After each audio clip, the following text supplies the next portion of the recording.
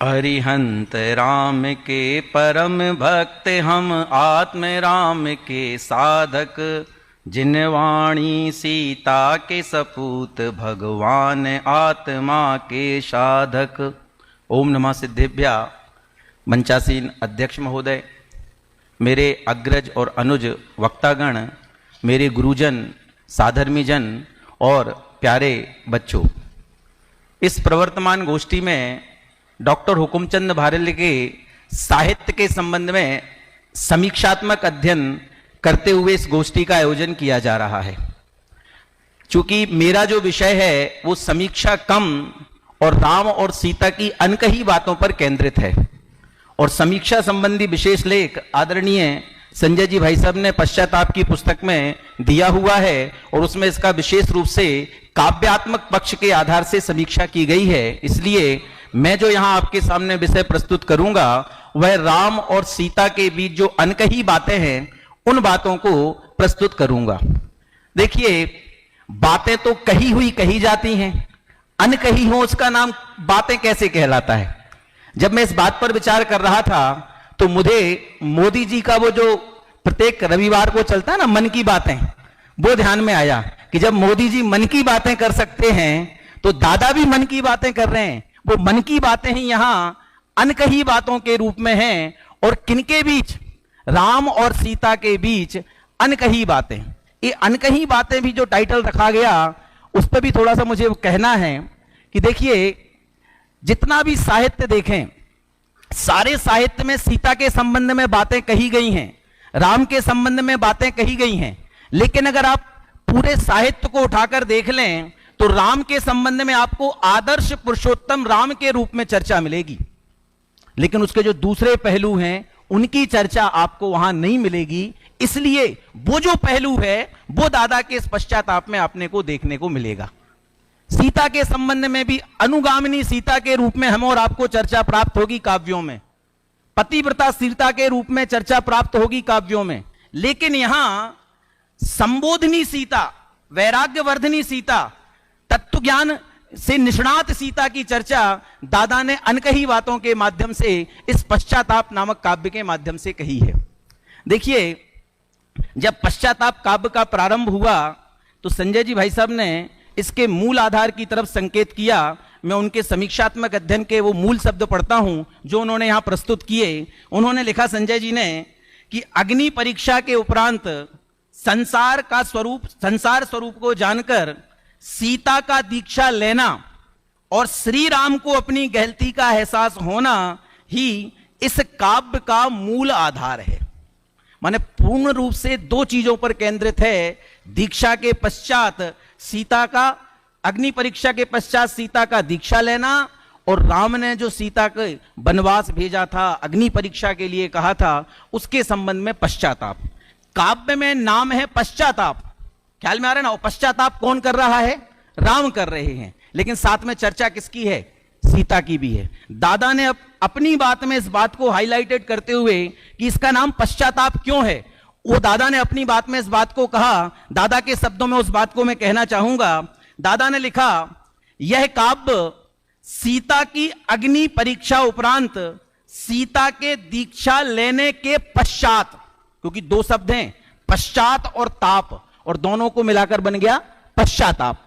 तो वहां उस पश्चात और ताप शब्द के आधार से दादा ने अपनी बात रखी कि यह काव्य सीता की अग्नि परीक्षा के उपरांत सीता के दीक्षा लेने के पश्चात, अब आगे राम के मन में हुए ताप, माने ताप शब्द राम के मन का है और पश्चात शब्द सीता के दीक्षा के बाद का है। तो सीता के दीक्षा के बाद राम के मन में जो उसके संबंध में अनेक प्रकार के विचार आए थे, अपनी गलती का एहसास हुआ था, उनको ही यहां पश्चाताप के रूप में कहा। देखो, दादा ने लिखा, इसलिए पश्चात प्लस ताप अर्थात पश्चाताप, इस बात को दादा ने अपनी बात के पेज नंबर 5 में कहने का प्रयास किया है। मुझे यहां पर जो विषय रखना है वो दो पात्रों के आधार से उनकी अनकही बातों को आपके सामने प्रस्तुत करना है। एक बात और कहना चाहता हूं इसी क्रम में कि जब दादा की अपनी बात में दो शब्द के रूप में डॉक्टर हीरालाल माहेश्वरी ने भी अपने विचार व्यक्त किए, तो दादा की पूरी कृति के संबंध में उन्होंने बहुत बातों को कहा और सारगर्भित बातों को कहा। उनमें से दो बातों की तरफ मैं संकेत करते हुए अपने विषय को आगे बढ़ाऊंगा। उन्होंने लिखा, कविता में जहां भगवान राम का मानवीय रूप मुखरित हुआ है, वहीं सीता की पवित्र परमोज्वल छवि भी स्पष्टता उभरी है। माने देखो, पश्चाताप का उद्देश्य राम को इस बात का एहसास कराना अकेला नहीं है कि राम क्या करें, बहुत घृणित व्यक्ति थे, उन्होंने सीता के साथ ऐसा किया, अकेले इन पक्षों को नहीं, जगत में राम का दैवीय पक्ष स्वीकृत है। अगर जैनेतर में राम की अपन चर्चा करें तो वहां तो साक्षात में देवी अवतार के रूप में स्वीकार किया जाता है, और अपने भी पुराण ग्रंथों में अगर राम की चर्चा करें तो सलाका पुरुषों में उनके उस आदर्श रूप को ही प्रस्तुत किया जाता है। लेकिन अकेले आदर्श राम नहीं है, राम मानव भी थे, और मानव के जीवन में अगर कोई घटनाएं घटित होती हैं तो सहज रूप से उसे मानव के रूप में दुख होता है। उसी चीज को हीरालाल जी माहेश्वरी ने कहा कि मानवीय रूप से मुखरित हुआ है। किनका चरित्र? राम का चरित्र। और सीता का चरित्र किस रूप में? कि वहीं सीता की पवित्र परमोज्वल छवि भी स्पष्टता उभरी है।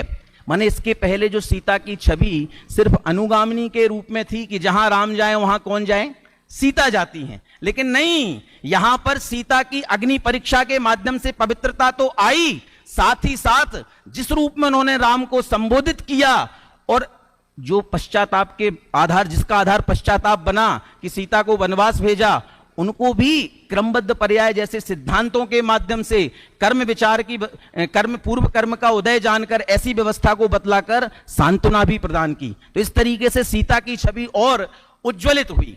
दादा के पूरे पश्चाताप काव्य में दादा ने स्वयं अपनी बात में राम और सीता के कौन से चरित्र को मैं उद्घाटित कर रहा हूं, इस बात को अपनी बात में लिखा। वास्तव में दादा ने जो अपनी बात लिखी इतनी संक्षिप्त में लिख दी, और मैं क्या बात कहना चाहता हूं उस पूरी कृति के माध्यम से उस बात को बताने का प्रयास किया है। दादा के शब्दों में पहले मैं राम के संबंध में उन्होंने क्या लिखा और उसके दिग्दर्शन उनके काव्य में कैसे होते हैं, उसकी सबसे पहले आपके सामने चर्चा करता हूं। दादा ने लिखा, देखो क्या लिखा दादा ने, यद्यपि ये मेरे राम हैं, तथापि इसके कथा भाग में आचार्य रविशैन के पद्म पुराण को आधार बनाया गया है। अब आगे लिखते हैं, जैसे अभी अखिल ने संकेत किया था ना कि किसके राम हैं, दादा के राम हैं। ये दादा के राम मतलब दादा के मन में राम के संबंध में जो चिंतन था वो दादा ने प्रकट किया। अब दादा के मन में क्या चिंतन था वो दादा ने अपनी बात में संक्षिप्त रूप से लिखा, वो मैं आपके सामने बताता हूं। दादा ने लिखा कि मेरा हृदय यह चाहता है कि लोगों के मन में राम की छवि एक कठोर शासक के रूप में नहीं, अपितु मानवीय संवेदनाओं से संपन्न कोमल सहृदय सम्राट के रूप में प्रतिष्ठित हो। दो बातों की तरफ संकेत किया कि जगत में राम की छवि एक कठोर शासक के रूप में है कि जिसने न्याय के आधार पर लोकोपवाद के डर से क्या कर दिया, अपनी पत्नी सीता का भी निर्वासन कर दिया। ऐसे कठोर शासक, न्यायप्रिय शासक के रूप में राम की प्रसिद्धि थी। बोले मुझे ऐसे राम को बारे में नहीं बताना है, क्योंकि ऐसे राम को सब जानते हैं, राम के उस पक्ष को कोई नहीं जानता जिस पक्ष को मैं आपके सामने उद्घाटित करता हूं। तो इसलिए किसके राम हैं? ये मेरे राम हैं। और कौन से दो पक्षों के संबंध में कहा? पहला पक्ष उन्होंने लिखा कौन सा, कि मानवीय संवेदनाओं से संपन्न, माने जिसके अंदर हम और आप जैसे मानव जैसे जीवन में कोई प्रसंग घटित होते हैं तो उस प्रसंग में वह द्रवित होता है। अगर जीवन में किसी प्रकार की घटना हो जाए, बुरी घटना हो जाए, सब कुछ छोड़कर चले जाएं, तो उसका मन भी दुखित होता होगा, भले ही वह बाहर में प्रकट नहीं कर पाता क्योंकि राजा है, लेकिन अंदर मन में तो दुखित होता ही होगा कि नहीं। तो उन मानवीय संवेदनाओं को मुझे प्रकट करना है, और अकेला मानवीय संवेदनाओं को प्रकट नहीं करना है, मुझे राम के हृदय की पवित्रता को भी सबके सामने प्रकट करना है। और वो मैं किसके द्वारा करूंगा? पश्चाताप के द्वारा। सोना कैसे निखरता है? जब सोना ताप में तपता है, ऐसी राम कब निखरे? जब राम पश्चाताप के ताप में तपे, तब जाकर राम क्या हुआ? राम में निखार आया। और दादा ने राम के उसी पवित्रता को सबके सामने लाने के लिए राम के स्वरूप को पश्चाताप में प्रस्तुत किया। अब राम का जो पश्चाताप है अपन कई बार सुनते हैं और बहुत सारे रूप दादा ने तो दिए हैं, लेकिन समय की एक मर्यादा में कुछ रूपों की तरफ मैं आपको संकेत करता हूं। जगत में जो पश्चाताप का आधार बना था ना, सब सीता ने क्या ले ली? दीक्षा अंगीकार कर ली। अग्नि परीक्षा के पश्चात दीक्षा अंगीकार कर ली, ये पश्चाताप का आधार बन रहा है। लेकिन सीता का निर्वासन हुआ क्यों था? तो आपको जगत में कहा जाएगा कि लोक में अपवाद फैल रहा था। हालांकि दादा ने लोकापवाद की जगह जो वाल्मीकि रामायण में धोबी धोबिन का प्रसंग मिलता है उसको आधार बनाते हुए अपनी बात रखी, लेकिन लोकापवाद का कारण भी जगत में प्राप्त होता है। उन दोनों दृष्टिकोणों के आधार से दादा ने राम के पश्चाताप को चिंतन किया, और राम के पश्चाताप को इस रूप में किया कि अगर जगत में किसी ने धोबी धोबन की नजीर प्रस्तुत की थी तो हर व्यक्ति अपनी बात की प्रमाणिकता के लिए कोई ना कोई प्रमाण तो प्रस्तुत करता है, लेकिन राजा का कर्तव्य क्या बनता है कि वह प्रमाण सही है कि नहीं इसका परीक्षण करना। राम कहते हैं कि मैंने इसका परीक्षण किया ही नहीं, और स्वजन को दंड देने से कोई व्यक्ति महान नहीं बन जाता है। न्यायप्रिय राजा कौन कहलाता है? कि जो उसका अच्छी तरीके से परीक्षण करे और परीक्षण करने के बाद ही न्याय तक पहुंचे। क्या राम ने सीता का पक्ष सुना था?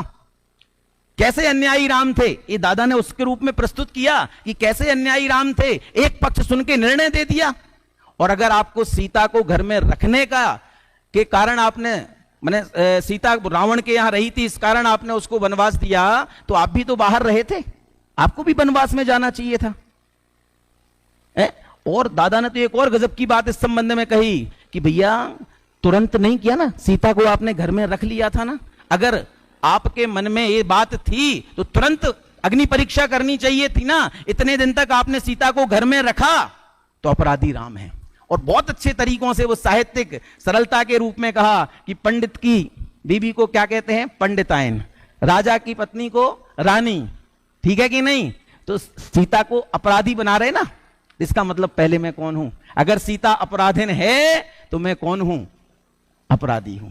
मैंने इस तरीके से उस पश्चाताप को वहां प्रस्तुत किया। ये तो था राम का पश्चाताप।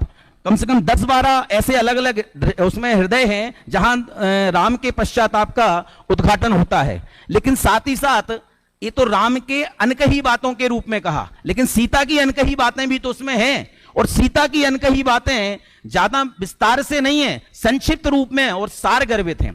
सीता वहां पर दादा के मन की जो सीता है वह सीता के संबंध में भी दादा ने बात कही, और उन काव्यों में दादा ने कहने का प्रयास किया है। दादा के शब्दों में वो बात भी मैं पढ़ता हूं।